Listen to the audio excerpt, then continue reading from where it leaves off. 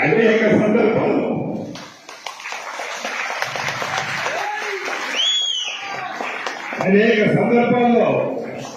కన్నీరు నా కార్యకర్తలు నా నాయకులు పెట్టుకున్నప్పుడు వారి ముందు నేను బాధపడితే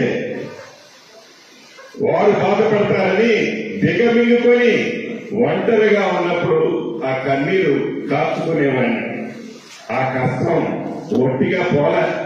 ఇది మీకు ఎందుకు చెప్తున్నానంటే ప్రతి కష్టం వెనక సుఖం ఉంటది, ప్రతి సుఖం వెనక కష్టం ఉంటది. పుడతా ఎవడు లక్షాధికారి కాడు, పుడతా పదవులతో ఏ ఒక్కడు పుట్టడు.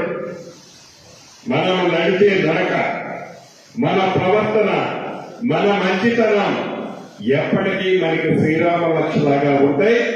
దాన్ని మీరందరూ మనసులో పెట్టుకొని కష్టం వచ్చినప్పుడు దిగమిగుకుందాం, సుఖం వచ్చినప్పుడు ఈ రోజు నేను రాష్ట్రంలో ఒక ప్రధానమైన మంత్రిలో చాలా ఉన్నతమైన స్థానంలో ఉన్నా.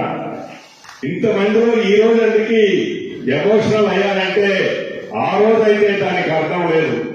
ఈ రోజైతే ఆ ఎమోషనల్ కి అర్థమేంటో మీరు అందరూ గ్రహిస్తారని ఇక్కడ అయ్యా. ఆ రోజు నేను బాధపడితే నా ఎమ్మకున్న లక్షలాది మంది అభిమానులు భీమవరంలో అవుతారు.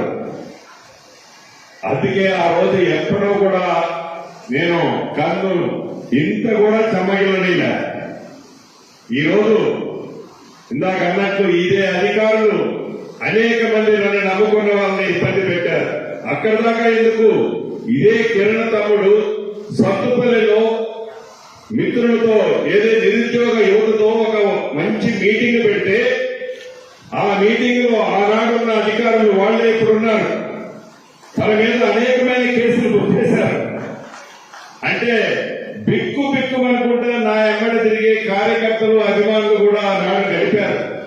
ఈనాడు నాకు పదవి వచ్చింది, ఈనాడు మన రాజ్యం వచ్చింది, ఈనాడు ఇందిరమ్మ ప్రభుత్వం వచ్చింది. ఇందిరమ్మ ప్రభుత్వంలో స్వేచ్ఛమైన గాలి పీల్చుకుంటున్నాం. స్వేచ్ఛగా మనందరం అరాచకత్వం ఉండదు, మనసులను నొప్పించేది ఉండదు. మంచి పరిపాలన, స్వేచ్ఛ.